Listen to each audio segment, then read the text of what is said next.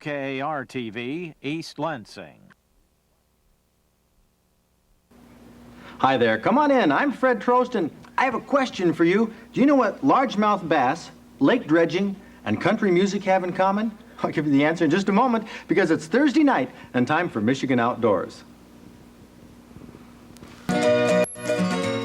What do largemouth bass, lake dredging, and country music have in common? Well, if it wasn't for country music, wouldn't have seen my old friend Sam Ray out at the Stardust Lounge. He's a country musician, a drummer.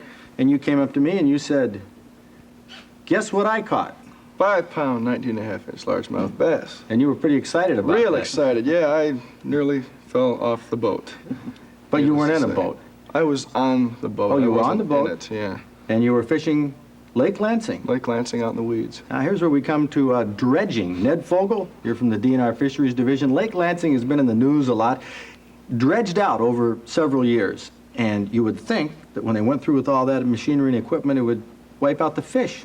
Well, it temporarily probably disrupted them in the area that they're dredging, but it shouldn't be hurting the fish along the other edges. What that dredging is going to do, it's going to create deeper water, better habitat. The edges where they're dredging will provide a lot of structure for your largemouth, and I think it should get better. Is this where you caught it, along one of those dredged areas? It was toward the weeds, lily pads and all. We just drifted toward the lily pads. And what time of day?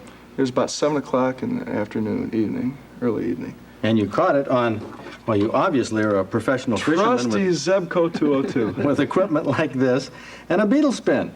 That's a real good lure. And just casting up towards the weeds. Yeah. What is it about a beetle spin that seems so hot for bass, Ned? I think it's probably the attracting spin that's on it, the shape of the lure. It creates quite a bit of an attraction, and it simulates live bait, but the spin on there creates a noise and attraction in the water, and of course the bass really home in on that sort of thing. Okay, and you caught this in the evening? Yeah, it's about 7 o'clock, 7:30 somewhere. It wasn't near dark. It wasn't near dark, but there are a lot of bass caught midday even. Right, Ned? Right. Of course, they're back up there feeding on minnows and so on. Well, bass can feed, they have to feed anytime during the day. I mean, there are some better periods depending on the lake and the area, but there's been a lot of big bass caught right in the middle of the day. Well, that's a great story. Sam, just say somebody wanted to talk to the guy who was on Michigan Outdoors with his 5-pound bass. Where the heck would he find you the next few weeks? I am for the next few weeks at the Stardust Ranch. I play in the Lone Star Kicker Band, and I'll be there to sign autographs and okay. Whatever it takes. It's just like the Carson Show, and of course, Just Ned, like you're going to be working the Tropicana with the Severance Band. Okay, well, that's a great story, and I'm glad that you brought this fish down. A lot of good fish can be caught in Michigan. Bass, bluegill, a lot of things can be caught midsummer. Midsummer, right. We're not into the dog days, really, if you know how to catch them. That's right. Okay, we're going to get into a couple more fish right now. Could put you're the Trophy Angler of the Week here, but we have some coming up right now on our weekly trophy report.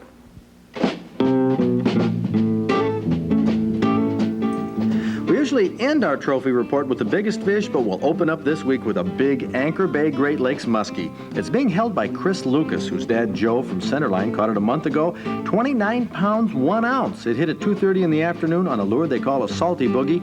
A big fish, but I wonder if it's any more of a trophy for Joe than this 16.5-pound lunker is for 7-year-old Ron Kazmierski. It's a carp he caught from the Saginaw River on 6-pound test line. His letter to me said, "This may not seem like a big fish to you, but it's the largest fish I ever caught." 7-year-old Ron and his sister Tammy are a proud pair, and they should be. That's a big fish in anybody's book.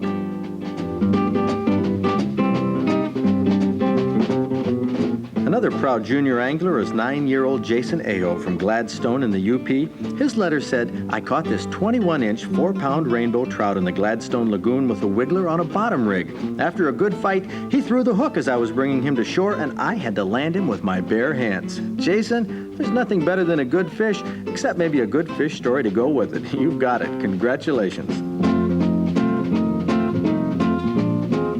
Now we're going to end the trophy report with, well, it looks like a small fish. It is, but it's kind of a special one. 15-year-old Chris Grange wrote me a letter asking for information about fishing in Michigan, where and how to do it. He wrote me back, "Thank you for the Travel Bureau and DNR packets. I've enclosed a picture of my first pike this year, caught on a little Cleo spoon opening day of pike season in Gilbert Lake, Oakland County." Well, I hope the information you got from us will help you catch a lot more of those, Chris. Next time, though, get a really big one, and we'll put you back on our Michigan Outdoors Trophy Report.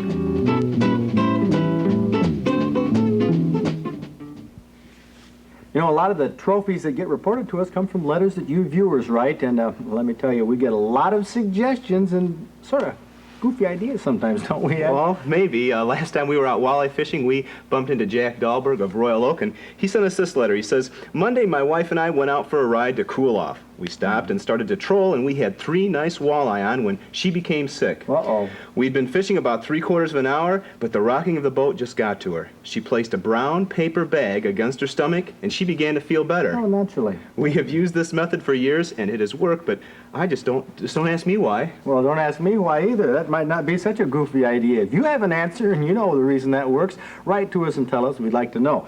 You know, a lot of you write letters asking about, things like legislation, things that are going through the legislature. And one fellow, Jim Chase, a concerned sportsman, he said, I'd appreciate an explanation of Michigan's House Bill 4688 as it pertains to the article in Trailer Life magazine.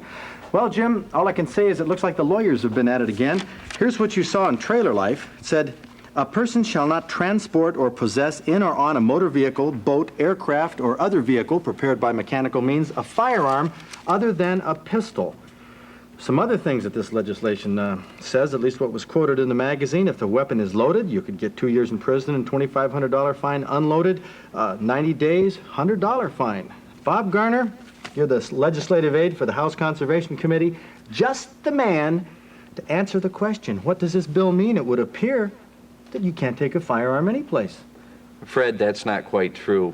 Let me tell you what we had before. We had a system under the game law, which is totally different than the penal code, whereby an individual could not carry a loaded gun or a gun that was not encased in a vehicle. Mm-hmm. You know, the general rules like through deer season that prevent you from taking a shot out the window or from being a bad sportsman. Sure, all hunters know that you have to have your gun taken down in the trunk in a case. Like that.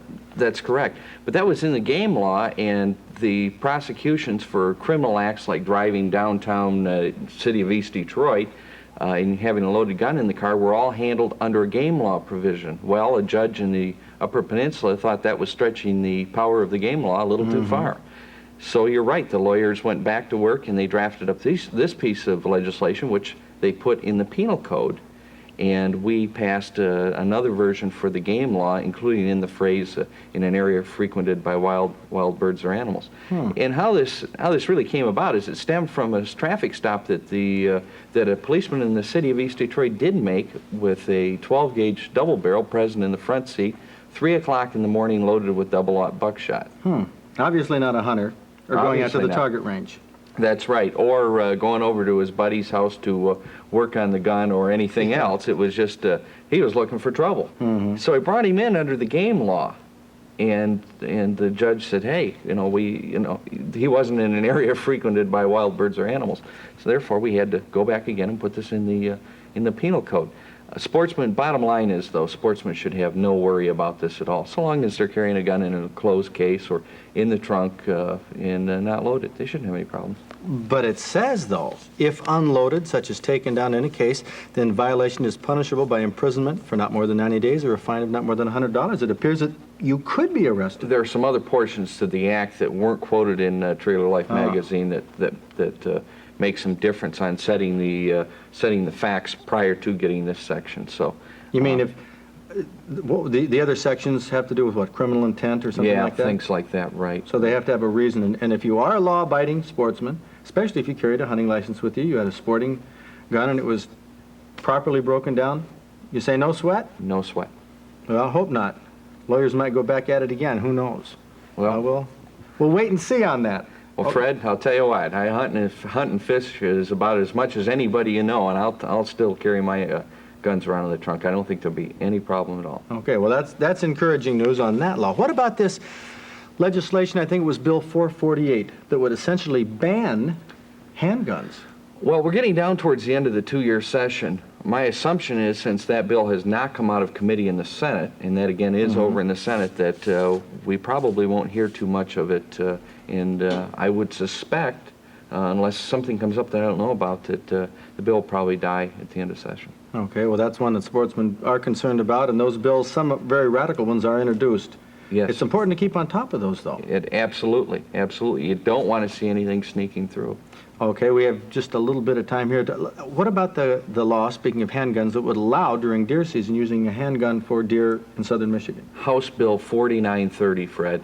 That has passed the House about 95-2, as I remember, and that is over in the Senate in the Committee on Agriculture and Environmental Affairs. Senator John Hertel is the chairman. If you want to see that bill enacted into law, I would suggest you write Senator Hertel. Okay, or you could write to us here at Michigan Outdoors. We'll be having our address come up towards the end of the show. Bob, I want to have you back to talk about a lot of legislation that pertains to sportsmen. Give us an update. In fact, you can stick around and give us a few more updates. I want to update you on the International Wildlife Foundation Film Festival. You weren't there. No. A lot of people weren't, but we had some terrific films. We're going to go to a clip right now of what is the Gold Tusker winner. The name of this film is Monarch of the Mountains. And it was done by Ray Ponovich out west in the Wyoming, Montana area. It might, the good films, the excellent films look easy. Here's a coyote walking along, a good shot. Well, this is the type of reason that we named this 90-minute film the winner of the festival in the distributed film division. Coyotes are very difficult. You ever seen one? No. But you've heard them in the woods. Yes. And, of course, we have a lot of coyotes in Michigan, but here they are. These are live in the flesh and wild, which is what we looked for as judges in this film festival. This elk was dying. It's a 7x7, and people wonder what happens to the big, older animals. Well, this film explains it. Frankly, the narrative was the only thing, as judges, that we sort of objected to. Slim Pickens did the narration, and we thought the voice was a little wearing, but the story was so good. Just listen. You see, his weakened condition demands food, but still, survival demands that an animal continue to eat. But in his search for nourishment, he may be helping to speed up his own death. While the needles of the pine trees are the easiest to reach, it's likely that the pitch from the pine will coat his stomach, making further digestion even more difficult.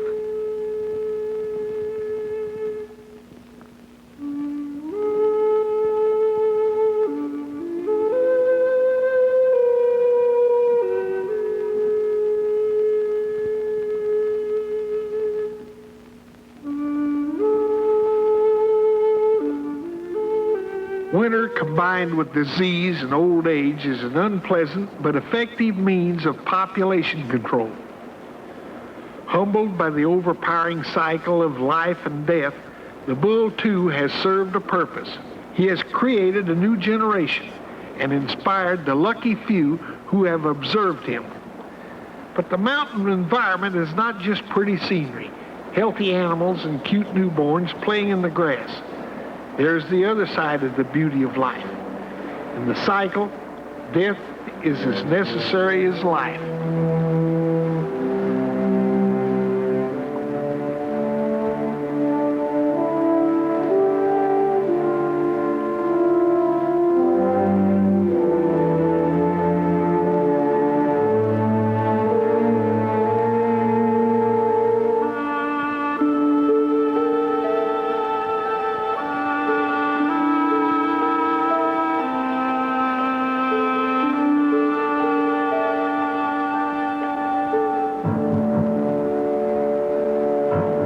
Death in any environment is unavoidable, but often the death of one ensures the life of others.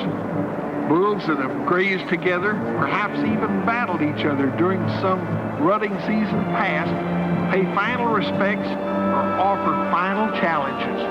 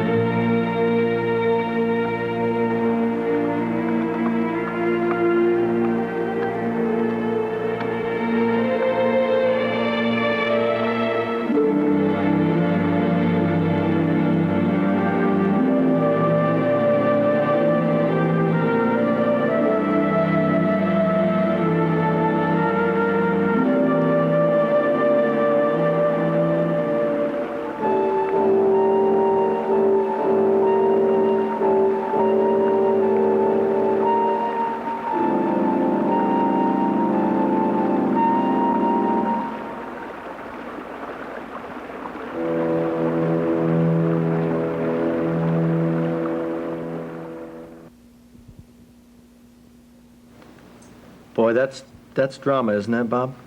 That's just fantastic. Films like that you don't see very often, and things like that happen all the time in nature. People don't know about it. We're going to put where you can get a hold of films like that, the winners of the International Wildlife Film Festival. We're going to be putting them in our publication, Inside Michigan Outdoors, which you can get a copy of. Bob, how about giving us some information on these gun laws, too? It's a good idea. We can try and make sure nothing does sneak through. Right, okay. We'll get some in our next issue. But right now, let's call Ed Groves in. Ed, you keep up to date on the events coming up for sportsmen? Right, and to find out all about it, let's go to our outdoor calendar. Well, very good, Ed. There's a lot of things going on in Michigan. Of course, one thing right now, you've been out fishing lately, haven't you, Bob? Sure in the Great have. Lakes. Let's take a little trip now, do some fishing up around the Mackinac area for lake trout. And we're getting an update from you, Bob, on some of the Indian fishing situation and so on. Of course, the weather on the west side, or east side of the state, Lake Huron, has been pretty rough lately, keeping a lot of the boats off. But, you know, the limits have been lowered considerably. It's down to 2 right now. Down to 2 for lake trout in the Great Lakes. That wasn't a legislative move, was it? No, that's not. That is a discretionary authority of the Michigan Natural Resources Commission. They set all the game laws and seasons? Basically on fish laws, they'll set most of the fish laws. On game laws, those are generally set legislatively. It's just been the history of the creature. I don't understand it. Oh, I'll be darned. What about Indian fishing? As long as we're talking about the fishing up in this area, a lot of people say the Indians have wiped out the trout. You know, this has gone on and on and on. And as it's gone on and on and on, we've heard a solution is just around the corner. I've heard that too, and I've been hearing it for about the last 3 years. It's funny, I talked to some of the fisheries guys that have been involved, and they say, well, it's the governor's fault. And I talked to somebody I trust in the governor's office to give me the straight scoop, and he's indicating no, that they've been meeting and working on it very hard. I don't know who's really telling the truth. I don't know what the circumstances are, and nobody knows, Fred. But we do hear a solution is just around the corner. We have been hearing. Well, that'll be a surprise. Well, there are still lake trout to be caught up in these areas. Lake trout this size is mighty fine eating. Of course, they catch them right near the bottom. We're fishing with a small boat here. Sam Grissom owns the boat. He lives in Westland. Used to live in Westland. Now he lives in Brighton. He's a fireman. That's a pretty good job when you like to hunt and fish. We both have some friends that are firemen. That's they get right. a lot of hunting and fishing done. They sure do. But we were fishing up around Mackinac Island on this trip.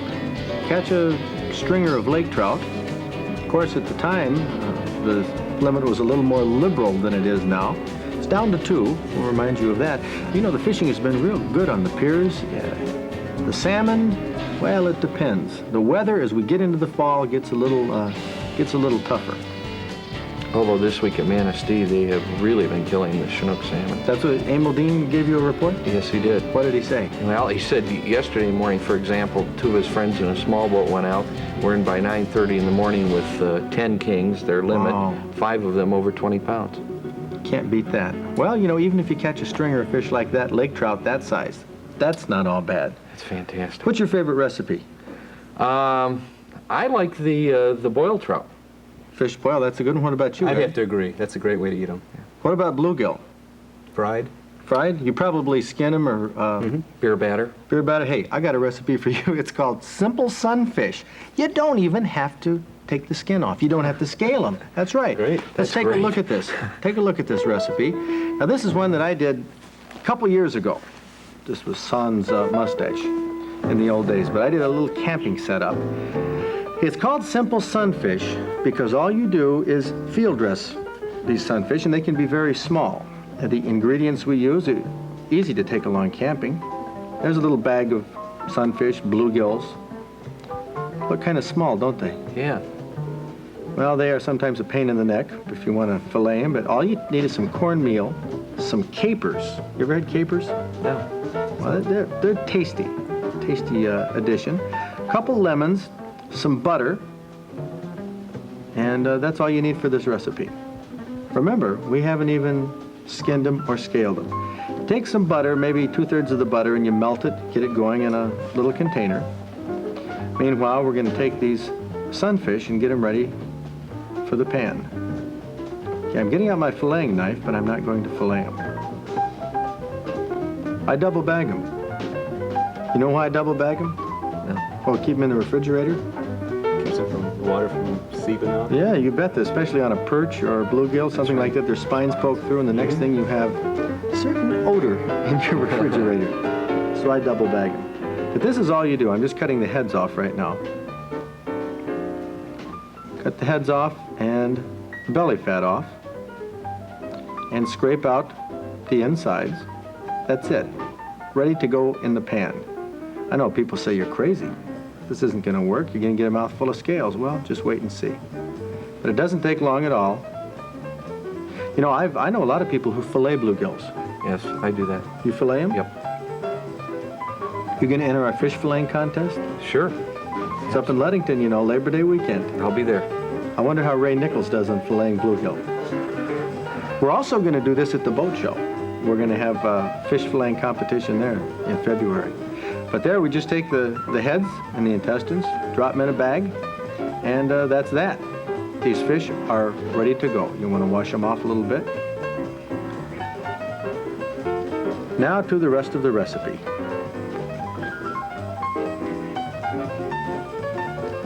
Pour out a little water. This is if you're out camping. You can do this out in the woods, do it at home. Fred, if this really works. If this really works, okay. I know. Now, I know somebody who fixed fish with this recipe, and they served it to some friends, but they forgot to tell them about a little technicality at the end. You do have to remove the scales and the skin, but I'll show you how that's done. Right now, look at that. Just rolled the fish in cornmeal. Not flour, not cracker crumbs, not breadcrumbs. Roll them in cornmeal and put them in the hot butter or hot oil, whatever you want to cook them in. Butter is great. And brown them up. You know, it doesn't take long. Little fish like this cook very rapidly. Meanwhile, the butter is melted, so squeeze a couple lemons into, you know, half a pound, 2/3 of a pound of butter, and take a teaspoonful of capers, about that many. What do those Dump 'em taste in. like? It's hard to explain. You know, if you haven't eaten lamb before, what does lamb taste like? Well, it doesn't taste it. Capers are different. They have a, not a pungent, a very flavorful taste, especially with the lemon and the butter. So there they are, simple sunfish. And you say, what in the heck are we going to do with these? Remember, they're covered with scales. The fins are in them. All right, just watch this. A little practice with a fork. You take the fork and slice right down along the top. And watch that. Look at that. What do you think about that, Bob? So far, so good. So far, so good. And watch how see that meat, how that comes off of the bones? See, you're going to maximize the amount of meat that you get off of these bluegill. Kind of like eating a brook trout in some respects. Yes, it is. Look at that. Look at that. You have the skin, the bones, and the fins. And then you take that meat, all that scrumptious bluegill meat there, take the capers and the lemon and the butter and put it on there. I guarantee you'll turn people's heads with this, Yeah. you know.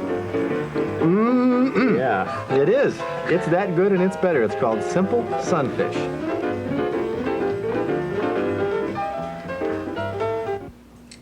Fred, I was wondering what you were going to get us into with simple sunfish, but that's incredible. Well, it is an unusual recipe. Have I showed you my recipe for simple duck? No. No, okay, I'm going to have to work on that one a little bit. No, simple sunfish is a good recipe, but remember, always use cornmeal. If you roll it in anything else, it isn't going to work. You won't be able to get the skin off that easy because I've tried it. But you can get this recipe in a long... Just love to send you a copy. We'll put it in the mail right away. And for those of you who have written to us, this is in the mail right now. Quick rundown on fishing around the lakes. Lake Huron has been kind of rough the past few days. Suggest maybe you take a paper bag with you and try out that technique out in this end of the state. It's been rough, but the fish are there. The perch have been hitting Saginaw Bay all the way around the thumb, down in Anchor Bay, perch and walleye, Breast Bay, perch and walleye over on the west side of the state at Muskegon. They've been catching some big walleye there too. And all along the west side, especially in the southern portion, the salmon and trout have been hitting. And of course, Emil Dean says up in the Manistee area, been getting lots of them and big ones too. So get out and enjoy yourself this weekend in Michigan Outdoors, and be sure to drop us a line if you have a comment, something to say, or would like to receive this publication. We'll see you next week. From the rugged shore and woodlands of the north, its history of copper mines and iron ore, the Great Lakes fisheries. To To the farmlands of the southern counties we'll look around again, and all that waits the sportsman in the state of Michigan. And sometimes when the moon brings out the diamonds in the snow, and the stillness of the forest lies encased in Arctic cold, the wind might whisper through the trees, listen if you can, it tells you of the beauty in the state of Michigan.